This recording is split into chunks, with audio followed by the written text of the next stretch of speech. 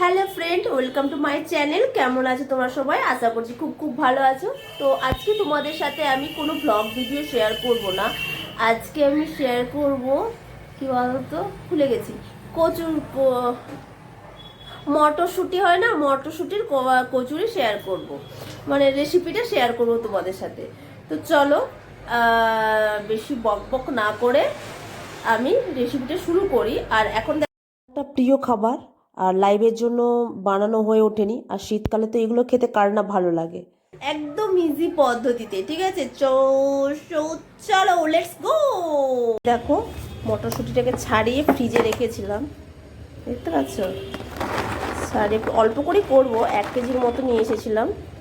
এরপরে চলো আগে মিক্সিতে পেস্ট করে নিই। চলো আগে পেস্ট করে নিই। দেখো, আর এতে দিয়ে দেবো এই যে আদা দিতে হবে, ছোটো ছোটো করে আদা কেটে রেখেছি, আদাগুলো দিয়ে দিলাম। এরপরে তুমি তোমাদের পরিমাণ মতো কাঁচা লঙ্কা দিতে পারো। আমার কাছে কাঁচা লঙ্কাটা এই মুহূর্তে নেই, আমি সব বেটে দিয়েছি, কারণ আমি বাটা কাঁচা লঙ্কারই তরকারি করি, শুকনো লঙ্কার তরকারি করি না। সেই জন্য আমি আমার পরিমাণ মতো কাঁচা লঙ্কা বাটাটা দিয়ে দিলাম।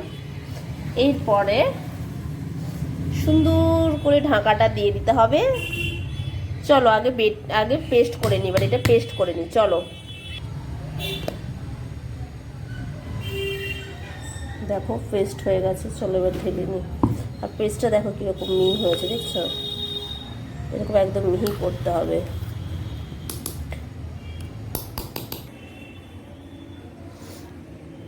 তো দেখো, কলাইশুঁটির আমার পেস্ট একদম রেডি। এই দেখো,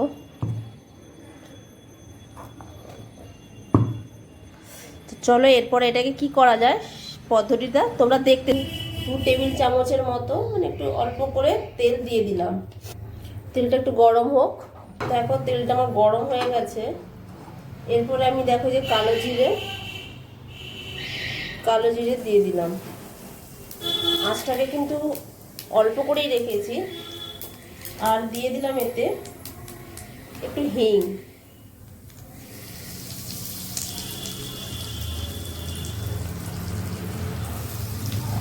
আমার হিঙের ফ্লেভারটা একটু ভালো লাগে, তাই একটু বেশি করেই দিলাম।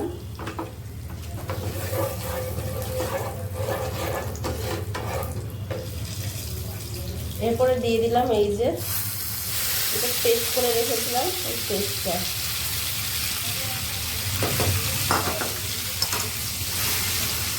এবার এতে একটু লবণ দিয়ে দিতে হবে, পরিমাণ মতো আমি আমার লবণ দিয়ে দিলাম। অল্প আছে, ভালো করে এবার ভেজে নিতে হবে। দেখছো, একটা দইয়ের মতো তৈরি হয়ে যাবে, সুন্দর করে ভাজতে হবে। কালকে ভোরের দিকে বৃষ্টি পড়েছিল, তো ভাবলাম এই সুন্দর ওয়েদারও আছে, রোদ্দুরও ওঠেনি আজকে, জানো? আজকে রোদ্দুরও ওঠেনি। আর আমার এটা খেতে খুব ভালো লাগে। কলাইশুঁটির কচুরি খেতে আমার দারুণ লাগে, দারুণ। ডায়েট করি ঠিকই, কিন্তু একাধ দিন তো চলেই, তাই না? শীতকালের খাবার না খাই, তেল ছেড়ে আসবে আর একটা সুন্দর পাতলা ডোয়ের মতনও হয়ে যাবে। দেখছো, আর নিচে লাগছে না, দেখলেই বুঝতে পারছো। এইরকম বেশ চলে আসবে। আমি আরেকটু ভালো করে ভাজবো। যত ভালো করে ভাজা হবে তত কড়াইশুঁটির টেস্ট ভালো হবে। তো দেখো, আমার সুন্দর করে ভাজা হয়ে গেছে, দেখতেই পাচ্ছ। এবার তেল ছেড়ে গেছে একদম। এরপরে আমি নামিয়ে নেব। তো চলো নামিয়ে নিই।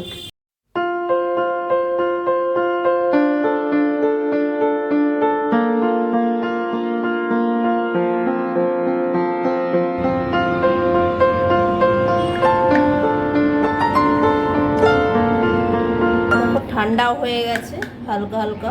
চলো এরপরে আমি আমাদের মতো মানে 5টা কি 6টা বানাবো। আমি আটা নিচ্ছি, ছোটো বাটির, আমার বাটির আটা নিচ্ছি। আমি কেন ময়দা খাওয়ার পক্ষপাতী না, আটা নিচ্ছি, আর ময়দাও মেশাবো অল্প করে। 2 বাটির এরকম ছোটো বাটির আটা নিচ্ছি। ময়দা একটু আমি বেশি করে আটাটা দিচ্ছি, আর ময়দাটা একটু কম দিচ্ছি, আমি ডোটা বানাই। এরপরে দিলাম যে নুন, পরিমাণ মতো নুন, আর সাদা তেলটা একটু বেশি করে দিতে হবে। তাহলে নরম হবে, নরম তুলতুলে হবে, বুঝেছো? নরম তুলতুলে। তো এরপরে এটাকে ভালো করে মাখিয়ে নিতে হবে সুন্দর করে, একদম যাতে তুলতুলে নরম হয়। তেলটা বেশি দিলে, মানে ময়ানটা যদি বেশি দাও, আমার মায়ের কাছ থেকে শুনেছি, তাহলে লুচি বলো পরোটা বলো সুন্দর হয়। যদিও লুচি খেতে আমি পছন্দ করি না, পরোটা সব থেকে বেশি ভালো লাগে, আর ডালপুরি ভালো লাগে, কড়াইশুঁটির কচুরি শীতকালে ভালো লাগে। তোমাদের কি কি খেতে ভালো লাগে আমাকে প্লিজ কমেন্ট করে জানাবে।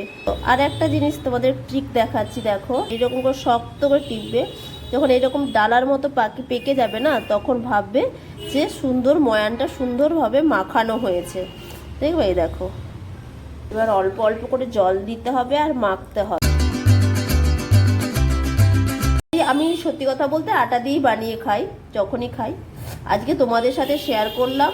আর আমার জন্য ইন্দ্র কেন ডায়েট করতে যাবে, তো সেই জন্য আমি তোমার আজকে দু রকম মিক্স করলাম। না হলে আমি পরোটা বলো আর ডালপুরি বলো কচুরি বলো সব কিছুই কিন্তু আমি আটা দিয়ে বানাই। তো চলো আগে মাখিয়ে নিই, না হলে ভিডিওটা অনেক বড় হয়ে যাবে। দেখো ডোটা মাখানো হয়েছে, কি করে বুঝবে বলো তো? আমার মার একটা ট্রিক শিখিয়ে দিয়েছে, এরকম করলে যে উঠছে না, যে হালকা হালকা করে, তখনই বুঝতে পারবে তো ডোটা মাখানো হয়েছে সুন্দর করে। অল্প করে হাতে একটু আমি তেল নিয়ে নিলাম, এই যে সুন্দর করে বাড়িতে মাখিয়ে রাখবো একে।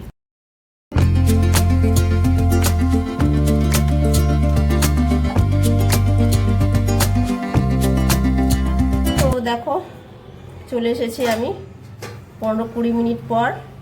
দেখতে পাচ্ছ ডোটা কতটা নরম হয়েছে। এবার আমি বানিয়ে নিই, যে ডোটা করে নিই, দেখো কিভাবে করতে হয়।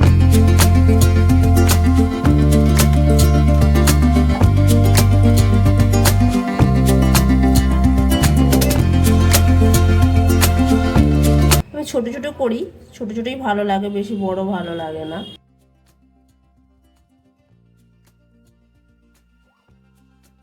দেখো আর একটা বানাচ্ছি, দেখে নাও।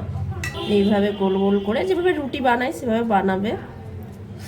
বানানোর পর করে গোল গোল একটা বাটির মতো করতে হবে। ফুটটা নিলে, ফুটটা ভরে দিলে, ভরে দেওয়ার পরে সুন্দর করে মুখটাকে বন্ধ করে দিতে হবে। এইভাবে ভরে নিয়ে এই সুন্দর করে হালকা করে, বেশি জোরে না, যেরকম জাস্ট রসগোল্লা যেভাবে বানায় হালকা করে ঘুরিয়ে, ব্যাস সুন্দর লক হয়ে গেল। এরপরে আমি এগুলো বেলে নিই,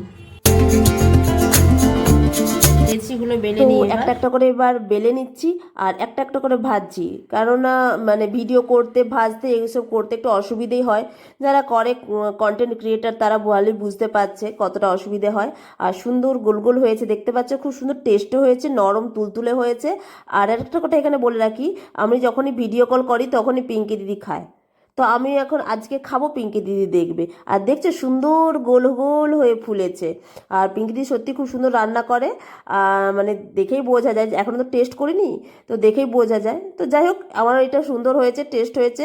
আর চলো টাটা, দেখা হচ্ছে নেক্সট একটা ভিডিওতে।